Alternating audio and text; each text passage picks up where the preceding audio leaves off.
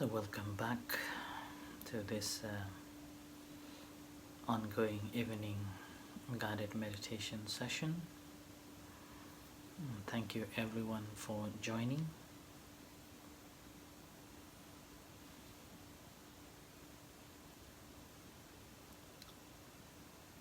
In the practice of a meditation,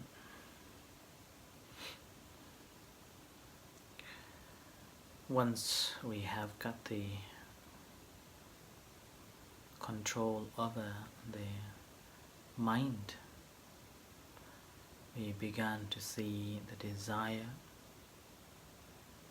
a desire to do, desire to think, desire to eat. When I see something, we want to eat. When we hear the beautiful sounds, then again we entertain.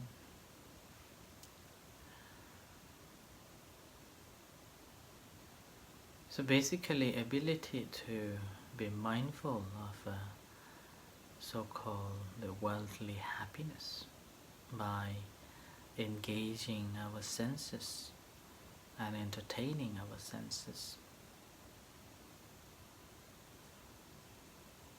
When things comes through the senses, we enjoy those.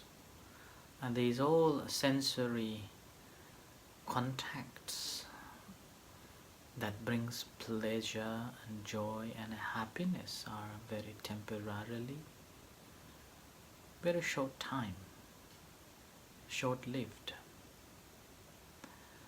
And within a few moments or a few minutes, that happiness fades away. And yet we are so much attached to that happiness. Every time when we see nice things, we want to go and explore. When we see a nice food, we want to go and eat again, despite we have just eaten. Similarly, when we hear the sound of beautiful sounds or beautiful voices and songs, we want to go back and listen and hang on with it. And similarly, smell and even the touch. Whenever our mind wants something or desires something, we immediately fulfilling that desire. So practice of a mindfulness meditation helps us to put the brake on every time when things triggers, when these worldly matters or worldly things that comes and triggers our desire at that moment, making sure that you can put the brake on before you're acting, before you're acting. So in a general understanding, when we look at it, it's like insane that why we have to be taking control over our own happiness and joy, which born out of the sensory objects that comes to contact. But when we look at the outcome of that action, always brings unhappiness and dissatisfaction. And that's the reason why we always wanted to have again and again, never fulfill the happiness.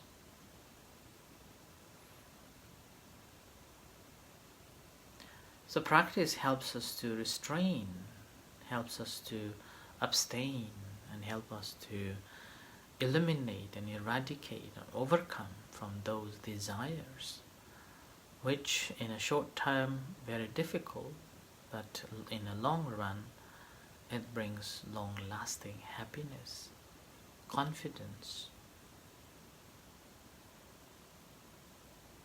satisfaction. So it's up to us that which way we want to go.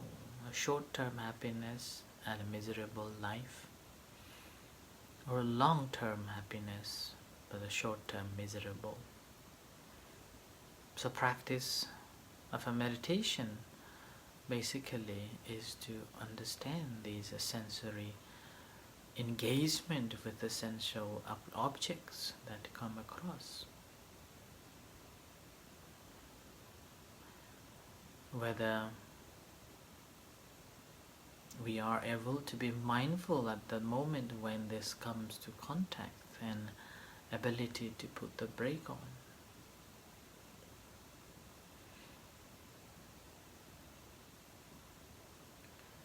In the meanwhile, whenever we see things, hear voices, and those states, those moments, are you mindful of that or not, without any commentaries on it? When someone is talking, when someone is behaving which against your wish or against your thoughts, what is your mental states are? Are you generating negativity towards that person or that action? Or simply watch that ignorance of that person's behavior?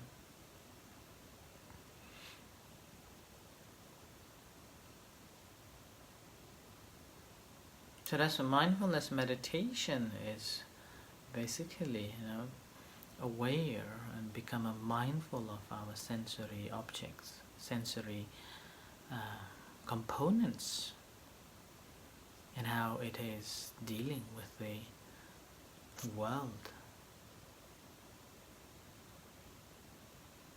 That's why the teachings of the Buddha is do not look for the past and do not expect for the future.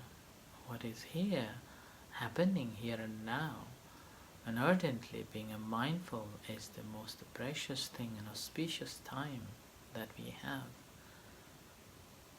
This is the reality in the present moment. And learn to be in the present moment is the key for the happiness. Often we are unhappy because we are hanging on to the experiences that we had, and that's again the temporarily sensory pleasant and a joy that we attained. Or expecting that similar joy and happiness may happen in the future. So we are basically living in the past and in the future. But the reality that we are here and now. So Buddha's teachings is to learn to be in the present moment, here and now, what's going on. Because Buddha said that we do not know what is next going to happen. We do not know what is going to happen tomorrow. We do not know in a few hours later what is going to happen. So all what we know is the moment here and now, which is an auspicious time. The moment we are alive, the moment we are breathing, the moment we can feel, the moment we can hear, the moment we can eat.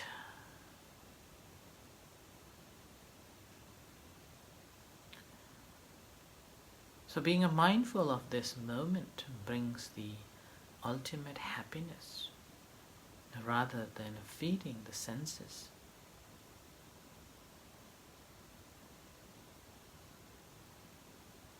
So basically, we are feeding or entertaining and having a joy and having a fun with what we think is the long-lasting happiness, but that's a temporarily happiness. So practice of mindfulness meditation brings the long-lasting happiness. In a sense, the happiness is not dependent on anything but your own realization, awakening, understanding, knowing what's going on. An ability to put the brakes on in our eyes, ears, nose, tongue, body and mind. So the Buddha said, Chakkhuna samvaro sadhu, sadhu sotena samvaro, etc.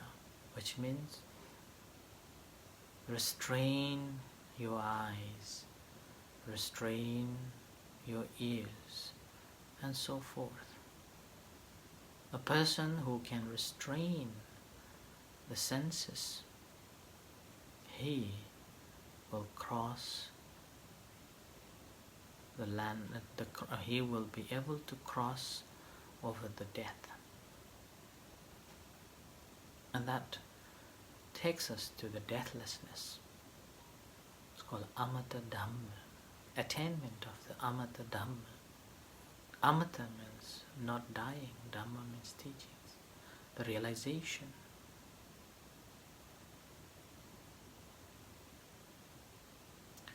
So it's a practice that we can attain this. So tonight's practice, I would like you to use your senses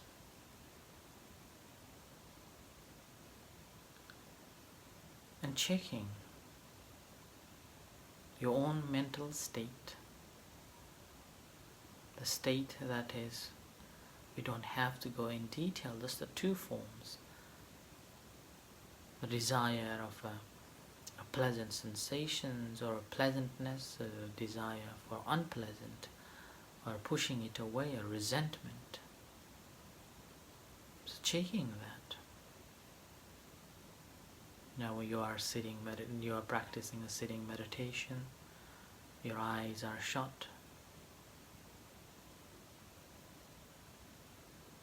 Most prominent sense that is working in the front line is the ear at this moment and the body.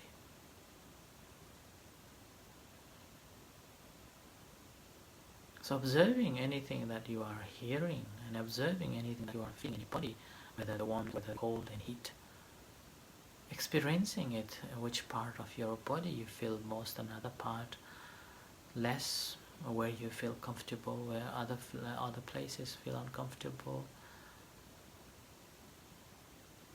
The sound that you're hearing, the density of the sound, the subtlety of the sound, smoothness of the sound, and watching your mental state along the way as you practice. But obviously we have the foundation, the primary object. Do not let your mind away from this body. Standing on this foundation and checking all other activities. With this in mind, continue practicing. Simply relax the body, bring your attention to the body, settle down, grounding yourself on the primary object, and watching all other plays, the sixth sense, and the engagement with the world. So continue practicing until you hear the gong.